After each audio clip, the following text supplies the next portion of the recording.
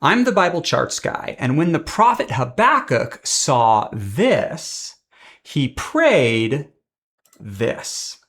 Download this chart in the description below, hit subscribe, and let's see together what the prophet Habakkuk saw. Habakkuk was one of the final prophets in Judah before its destruction by Babylon. He likely prophesied in the early years of Josiah.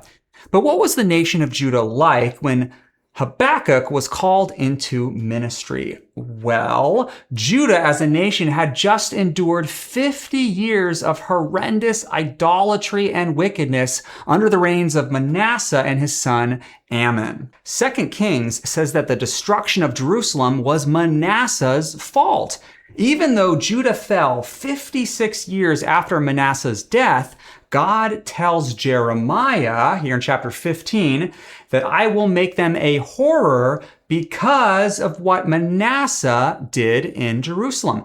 And 2 Kings records that because of all the provocations with which Manasseh provoked me, I will remove Judah, and I will remove them out of my sight for the sins of Manasseh, according to all that he had done. This is the context of the opening words of Habakkuk, the oracle that Habakkuk the prophet saw. O Lord, how long shall I cry for help and you will not hear, or cry to you violence and you will not save? Why do you make me see iniquity, and why do you idly look at wrong? Habakkuk is not talking about the iniquity or the violence of the Babylonians. No, he is lamenting the wickedness of his own people, and he's complaining to God, why won't you do anything about it? This is the first of Habakkuk's 2 complaints. Just like Jonah or parts of Job and Jeremiah, the book of Habakkuk records a dialogue between God and his prophet.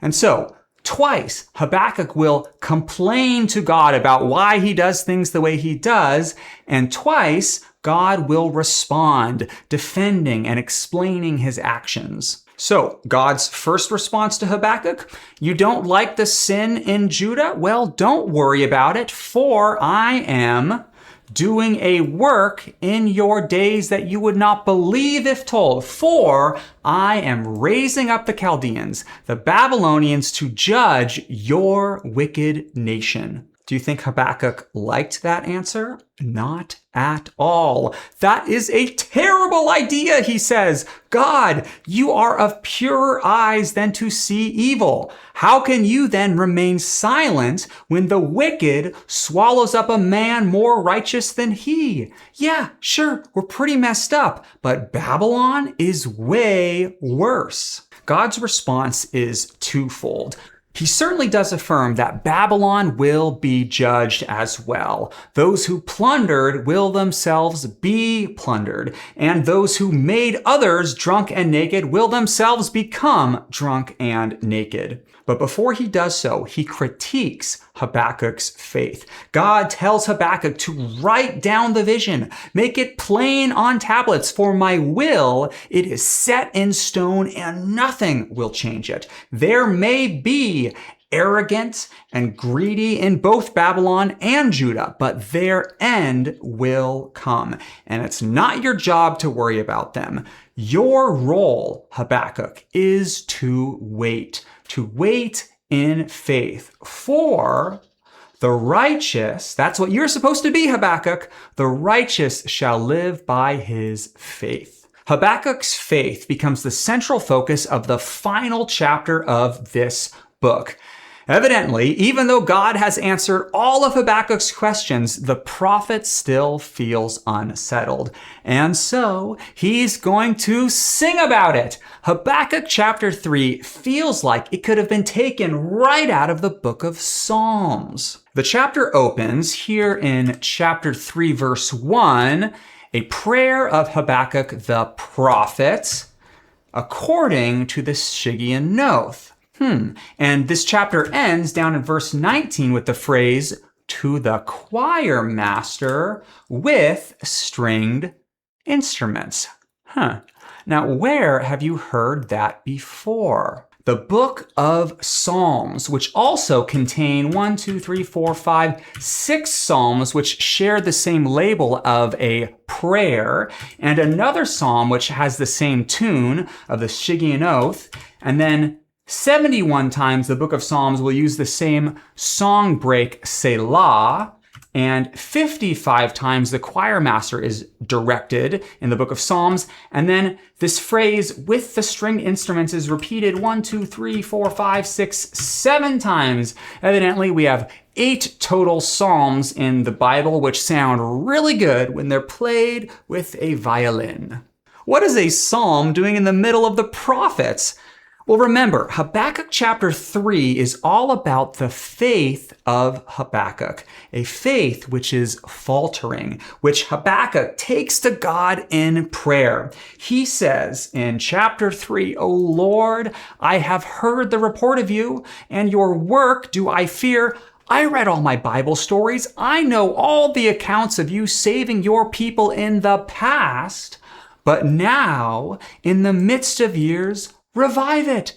Do it again. I want to see it with my own eyes." Because a written vision wasn't good enough for Habakkuk, God will mercifully answer Habakkuk's prayer by giving him a visual vision, a vision which Habakkuk narrates in chapter 3, 3 to 15.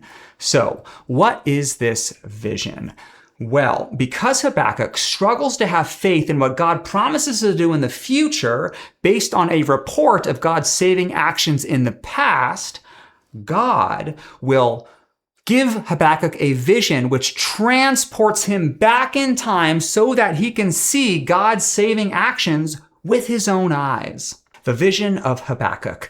God came from Teman and the Holy One from Mount Paran. His splendor covered the heavens and the earth was full of his praise. His brightness was like the light and rays flashed from his hands. Before him went pestilence and plague followed at his heels.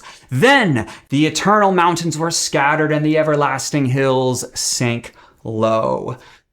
God is giving Habakkuk a glimpse of the spiritual realm. What was occurring behind the veil as God was leading his people from Sinai into the promised land.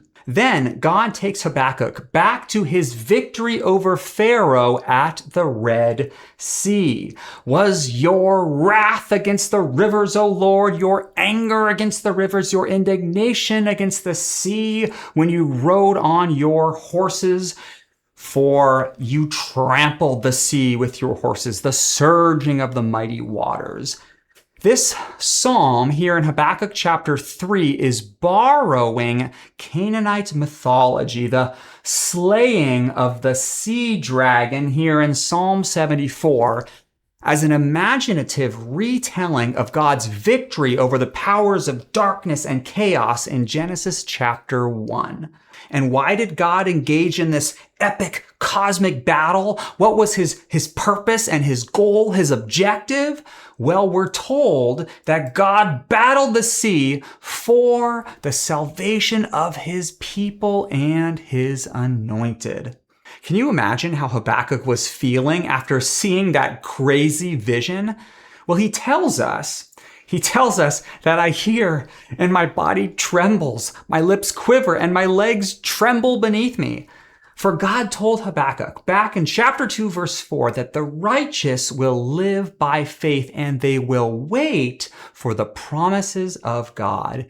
And now that Habakkuk has witnessed the unrivaled power of God that he exerts for the salvation of his people, Habakkuk's faith is restored. And he can now say, I will wait.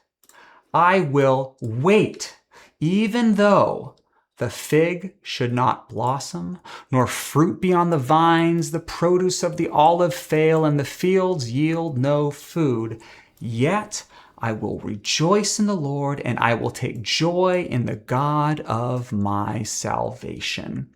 Another prophet with a critically important final line of the book is the prophet Micah. If you want to see how he sneaks in the Hebrew meaning of his own name into the final line of his book, you should check out this next video.